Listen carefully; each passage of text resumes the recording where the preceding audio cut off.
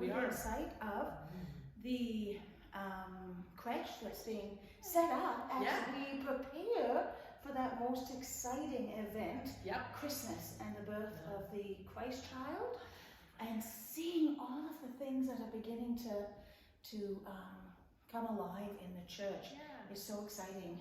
I think it's neat when things start to develop in the decorations, and I mean, people go full on, and I know I was complaining, I think we've had snow, so that's made a little bit of difference, but when it's so green and it's full festoon of Christmas lights and Christmas trees in the windows, it's like, I'm not ready!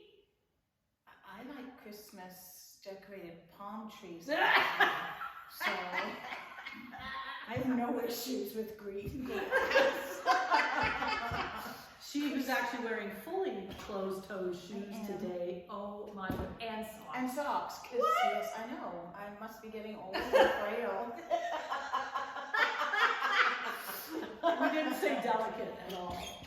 Yes, delicate is a hothouse orchid. Actually, if you see how orchids truly grow in the tropics, they're very hardy. Well, I'm just a lot slimmer than I am. I'm just gonna say, I have 2 baby orchids on my bathroom ledge, and they're gonna bloom again. Nice. I mean, and I kind of ignore them. Yeah, well, it is kind of, as long as you find the right spot for them, and you have to give them their little ice cube or whatever, a spritz, whatever it is that you do, they seem to thrive. See, hardy things and hardy places make beauty. There we go. There we go. So there we are. And here we are in the church. It's going to be absolutely beautiful eventually. Eventually, that's right. And we are looking at the readings today for Advent, no, not Advent 2, but we're moving towards Advent 2 Sunday, but we're reading for Friday, December the 3rd, which is yet another day of self-discipline and self-denial. So how many do we need? Well, a lot. We need a lot. So I looked a little bit into that, because I thought, well, wait a minute, I just never noticed this before. And it has to do with the rule of life, right? So our rule of life, right, is not just Sunday worship. Okay. It's about daily prayer, almsgiving, of course, our tithing, our giving, but also self-discipline. And I think the self-discipline thing is the one that's most often neglected a little bit. It's difficult. And so Fridays are set aside for that day of self-denial. Right? Okay. So I remember growing up, right? Friday was always fish day. You had no meat, right? And that was just always, it was just always the thing. And so it is particularly, I think, through Advent. And I think it may go a little bit longer, but it's days of self-denial and self-discipline. So that's kind of cool. So I just thought I'd throw that in there because it does go back to that rule of life, which is, you know, we engage daily in prayer. We engage daily in scripture reading, like daily office. I love my daily office in the morning and in the evening. I do my readings in the morning with my breakfast. Yeah. And then, of course, we give of ourselves, our times, our gifts, our talents, but that whole self-discipline thing. So I'm like, okay, so that's something I gotta work on. Now that I actually know that every Friday it is. Yeah. Okay. So there we go. So there's just a little tidbit of well, we've had every Friday, then we're going, what, again? So, next Friday, I think, we should probably build a Pop-Tart. I think we should, instead of a gingerbread house, I think we should do a Pop-Tart creche. Creche? Yeah. So, what is baby Jesus, a raspberry? No, he could be maybe one of those marshmallow bananas. Or gummy babies, right? Because the British still has gummy babies. Okay. But maybe it better be candies we don't like, because we don't want to eat out creche. Maybe we should stick to the gingerbread house. It doesn't feel so bad. We got nibbling on that. Nibbling on baby Jesus's toes would not be good. Okay, so next week we're going to actually, I'm hearing music. I think that we should film us making this as best we can. Right. That'll be our Pop we're being distracted by. Yeah, I'm hearing music in the background. It's like, okay, there's nobody else here, but there's music. It's very odd. Anyway, it's not me. No, it's something out there. That's so weird. The Holy Spirit is trying to talk to us. So, talk to us through scripture, Isaiah 42, Yes. 1 to 4. I didn't pick this one. I did. It looks interesting. You know. So, do you want to read it? Sure. Okay. So this is Isaiah 42, verses 1 to 4. So this is the servant, a light to the nations. Here is my servant whom I uphold, my chosen, in whom my soul delights.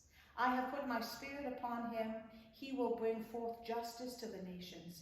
He will not cry or lift up his voice or make it heard in the streets. A bruised reed he will not break, and a dimly burning wick he will not quench. He will faithfully bring forth justice. He will not grow faint or be crushed until he has established justice in the earth, and the coastlands wait for his teaching. That's a beautiful piece. Well, Isaiah does. I mean, Isaiah, even though it can sometimes be doom-filled, it's beautiful lyrical writing. Well, and it's talking about the anticipation of who is to come, and that's Jesus, and it's a beautiful description. I think there's probably courses in theology about all the descriptors of Jesus and where they are and how beautiful they are, but there's just something lyrical about it. It's just whom I uphold my chosen, whom my soul delights. I mean, that would be really lovely to have. I don't know why I keep thinking of a report card at school, because I always got is conscientious and thinks of others. Thanks, stunning. But I was always fun and delightful. Of course you were. Fun and delightful. Except maybe in math. I don't know. Was Jesus ever described as fun and delightful? Probably not. No. I think it's what Jesus brings to us that is of such delight. Right. It is. I mean, that when we think about the gift, and I mean, I know at Christmas time we get lots of gifts, we get lots of presents, we get lots of treats and yummy food and all of that, and being able to gather with friends and family. And this year, as things are a little easier than last year, because let's face it, last Christmas was kind of, wow, we had just gone into a huge shutdown at that point. And this year we've got more plans for family gatherings. But the gift behind that is this incredible gift that Jesus gave to the world, which was his life. And his life that then involved us.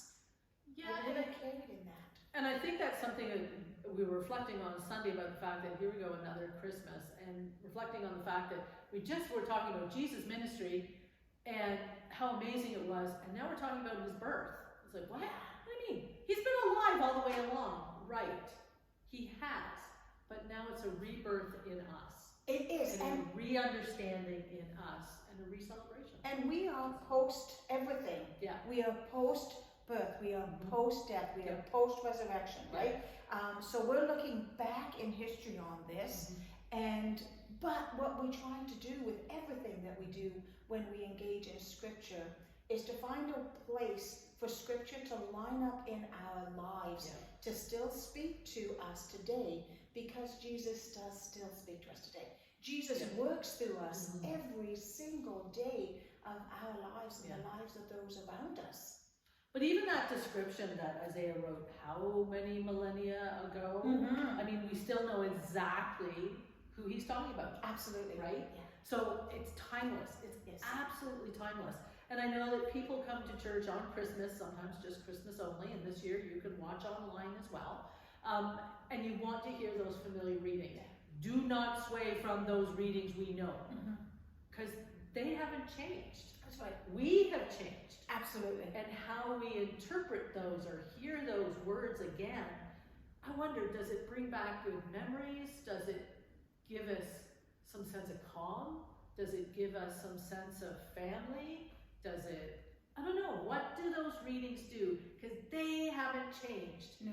but we have changed. We have. And how we interpret them. And I think those feelings that you're talking about there, they are wrapped up in our Advent walk. They're wrapped up in the candles that we light on our Advent wreath. That first candle that we lit on Sunday, which was the candle of hope.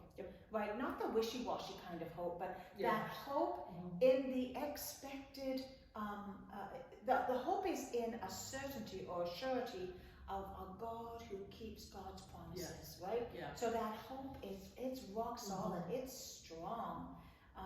And then this week we will light the candle of peace. Yeah. Again, that's a feeling. Is that a feeling that we feel when we come to church on Christmas Eve? Do we bring some of those feelings of peace? And then of course there's joy, right? Do we bring joy?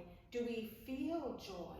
And then of course love, which is at the very heart of everything that we do. And that is the love and the light of Christ. And this reading is about the light that came into the world.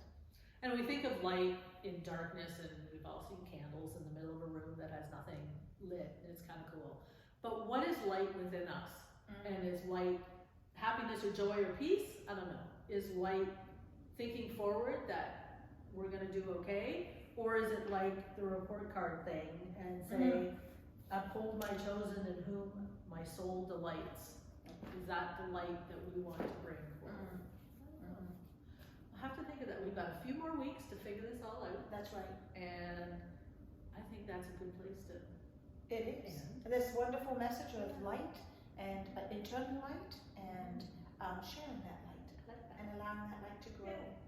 So until we see you next week with our Pop Tarts, we'll move into the kitchen next week. Yes. Because you don't want to watch this. That's right. But until then, take care and God bless. Be well.